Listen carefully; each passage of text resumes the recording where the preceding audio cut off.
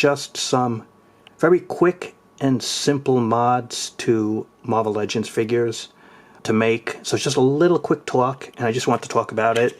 I want to have in my collection display. And before we get to these guys, this is the Shield 2-pack. And I have the other one on display with the white hip holster and the proper weapons. But what I want to do was, and this is the Walgreens Punisher, where they had the retro Punisher, which was this mold but a little different. It didn't have the strap harness here, and the skull here was different, and it had a trigger finger. And this didn't have a trigger finger. And what I did was, since the Shield 2-pack has white in terms of the body and the hands, it was easy to swap out and to give this Punisher a trigger finger, which in my view is pretty essential. But when I was looking at this figure, it always seemed to be missing something, and this is the Jim Lee design. It was missing something, that little extra. And when they made the Shield 2-pack, and just for a little variety, I took off this from the Shield 2 set. The other one has it, okay, but for a little variety, I put it on the Punisher here. And I think when I look at it now on display, between the trigger finger and the side holster, I don't know, it just looks to me that this is complete. This is the Punisher that needed that little extra to really stand out. And so I think that little addition of the Shield trigger finger hand and putting the little holster on the side here, it just looks nice. So that's my just little mod suggestions there.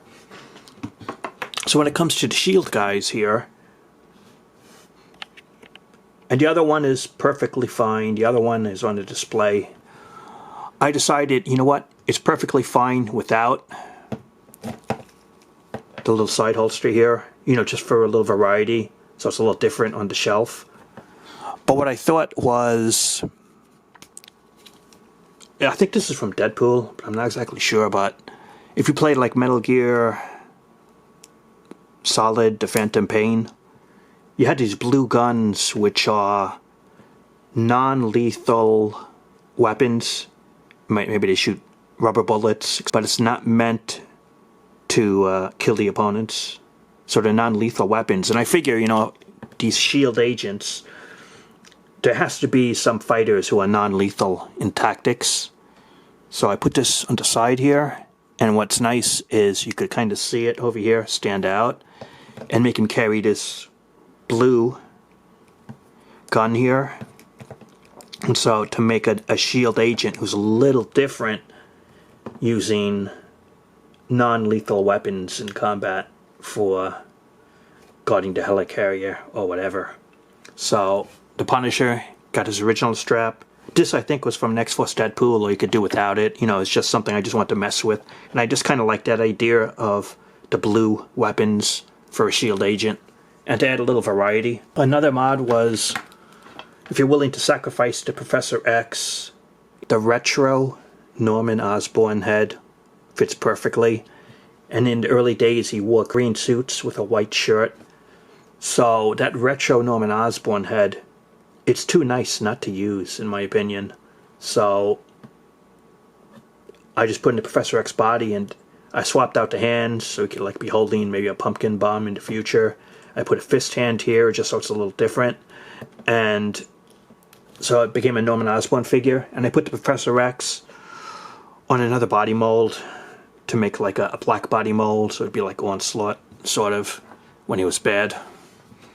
This was the very old Coulson body mold with the face-off Toy Biz head, the unmasked 2-pack, and then the Hasbro attempts at the character, the unmasked head.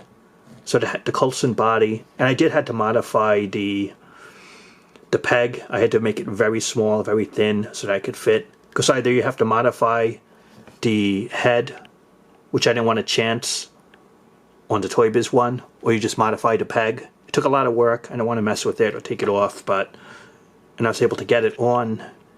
And in the early Daredevil comics, he did wear a black suit with a white shirt. So I think that looks proper for the comic books. And again, that's the Coulson body. I think it was in a 3-pack. And very old figure. But again, the face-off head, it looks nice. The Osborn head, Professor X, looks nice. So I got the Shield Agent, and I got the Punisher here. And so those are just like very simple mods that don't require a lot of work. And a real quick mod suggestion, in my opinion, is a lot of these Iron Man figures have all these different translucent parts.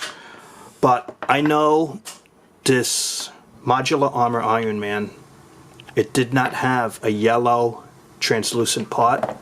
But I want you to look at the covers to issue 300 and beyond. You could just look online at the covers. He was shooting a yellow beam. He was not shooting a blue beam or a red beam or any other color. He was shooting yellow repulsor blast effects. So again, I'm not sure where I got this effect from, but it's from one of the Iron Mans. And my suggestion is just look at the comic art, just look at the comic covers. This modular armor always shot a yellow beam, not blue, not red. So I would suggest swapping out what it came with originally and putting the yellow translucent beam effect for the modular armor Iron Man to be more comic book accurate. And one thing I did was, just to be a little different on the Silver Centurion Iron Man, and I didn't want to make it the same. I put a blue effect because he has the silver armor. It's a little different. And I noticed in the comics he did use some magnetic properties in terms of his powers and the armor. So I don't know. It could be yellow usually, but I just swapped it out to blue just for a little variety, just because the suit is so different. And instead of Iron Man, every figure having a yellow beam, that maybe it's a magnetic pulse or something, that I just think it adds a little nicer variety of Iron Man to put a blue effect on this Silver Centurion than a yellow effect. But definitely, without question, if you have the modular, you should be adding the yellow effect and the big burst. Just check out the issues. Type it in Google, issue 300 to 350 or whatever on the cover browsers that will pop up, and you will see he has a yellow beam. It's not blue, it's not red, it's yellow. And this is how to make it more comic accurate. And this is a final tip. On the Spider-Gwen figure, the unmasked head sculpt originally, which I don't have right now, it was not a good head sculpt for Gwen. And on the retro figure of Gwen with the Mary Jane head, I bought 2 figures because I wanted one for the base body of Mary Jane and one for the base body of Gwen. And if you bought 2 figures, you are left with an extra Gwen head and an extra Mary Jane. So what I did was, this does not fit properly. You see, this looks proper for display in terms of how it's positioned. But really, what I did was I put some white ticky tack inside the head sculpt here, because it does not fit well. If you put this on without it, it will just like sink down. It will not look good at all. So this does not fit this, okay? It will look bad. But if you add this little sticky tack and you pose it right in terms of somewhere around there, you just compare it to other figures, other female figures, how it should rest.